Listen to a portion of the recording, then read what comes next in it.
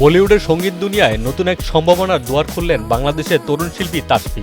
জনপ্রিয় বলিউড তারকা নুরা ফাতেহি এবং খ্যাতিমান র্যাপার বাদশার এর সঙ্গে একই গানে কণ্ঠ দিয়ে আলোচনায় এসেছেন তিনি।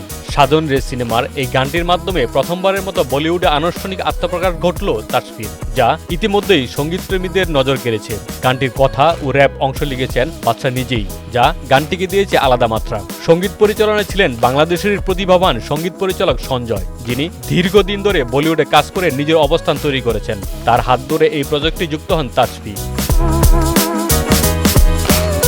গানটির মিউজিক ভিডিওতে রাখা হয়েছে জমকালো উপস্থাপনা, যেখানে পারফর্ম করেছেন নুরা ফাতেহি ও বাদশাহ, যা ভিজুয়াল দিক থেকেও গানটিকে আকর্ষণীয় করে তুলেছে। ভারতের শীর্ষ সঙ্গীত প্রযোজনা প্রতিষ্ঠান টি সিরিজ এর ইউটিউব চ্যানেলে গত ৩ এপ্রিল গানটি মুক্তি পাওয়ার পরপরই তার সামাজিক যোগাযোগ মাধ্যমে আলোচনার কেন্দ্রবিন্দুতে উঠে আসে। অল্প সময়ের মধ্যে গানটির ভিউ ৮৭ লাখ ছাড়িয়ে যায়, যা নতুন শিল্পী হিসেবে তাসফির জন্য বড় ধরনের সাফল্য হিসেবে বিবেচিত হচ্ছে। অনেক সঙ্গীত বিশ্লেষকের মতে এই অর্জন শুধু ব্যক্তিগত সাফল্য নয়, বাংলাদেশি শিল্পীদের জন্য আন্তর্জাতিক প্ল্যাটফর্মে কাজের নতুন সম্ভাবনাও তৈরি করেছে।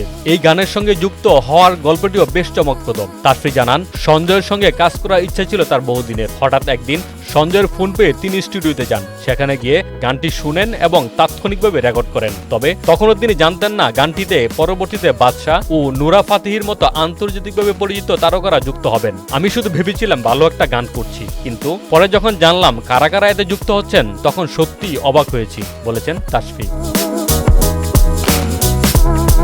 গানটি সাফল্যে উচ্ছ্বসিত এই শিল্পী বলেন, বলিউডে কাজ করা অনেকেরই স্বপ্ন থাকে, আমার ক্ষেত্রেও তাই ছিল, কিন্তু এত বড় একটি প্ল্যাটফর্মে, তাও আবার টি সিরিজের মতো প্রতিষ্ঠানের সঙ্গে প্রথম কাজ, এটা সত্যিই অবিশ্বাস্য অনুভূতি। তিনি আরো বলেন, নুরা ফাতেহি ও বাদশার মতো তারকাদের সঙ্গে একই গানে কণ্ঠ দেওয়া তার জন্য শুধু গর্বের নয়, বরং ভবিষ্যতের জন্য বড় অনুপ্রেরণাও।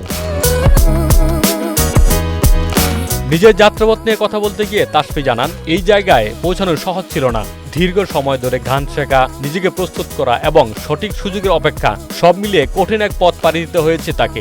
এই অর্জনের পেছনে অনেক পরিশ্রম, ধৈর্য আর বিশ্বাস রয়েছে, তাই এই সাফল্যটাকে আমি নিজের বলেই মনে করি, যোগ করেন তাসফি।